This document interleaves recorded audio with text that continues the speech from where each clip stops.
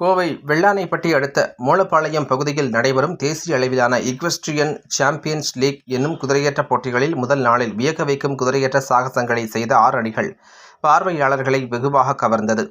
கோவையில் தேசிய அளவிலான ஈக்வெஸ்ட்ரியன் சாம்பியன்ஸ் லீக் என்னும் மாபெரும் குதிரையேற்ற போட்டி ஜூலை 5ஆம் தேதி துவங்கியது.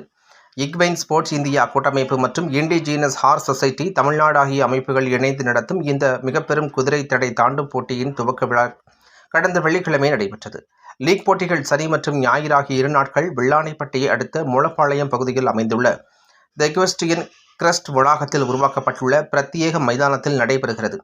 இந்தியாவின் 6 மாநிலங்களில் இருந்து இந்த மிகப்பெரும் குதிரை தடை தாண்டும் போட்டியில் கலந்து கொண்டனர்.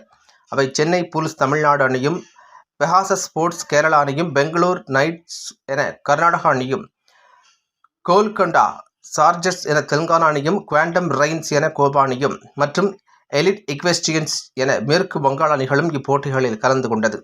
இந்த நிகழ்வில் நடைபெறும் குதிரை தடை தாண்டுதல் போட்டிகள் 110 சென்டிமீட்டர் மற்றும் 120 சென்டிமீட்டர் என 2 பிரிவுகளாக நடைபெற்றது. ஜூலை 5ஆம் தேதி நடைபெற்ற போட்டிகளில் அனைத்து அணிகளின் வீரர்களும் குதிரை தடை தாண்டுதலின் முதல் சுற்றில் உற்சாகமாக தங்கள் குதிரைகளுடன் பங்கேற்றனர். ஜூலை 6ஆம் தேதி இப்போட்டிகளின் இறுதி நாள். இதன் பின்னர் வெற்றியாளர்களுக்கு விருதுகள் வழங்கும் விழா நடைபெற உள்ளது.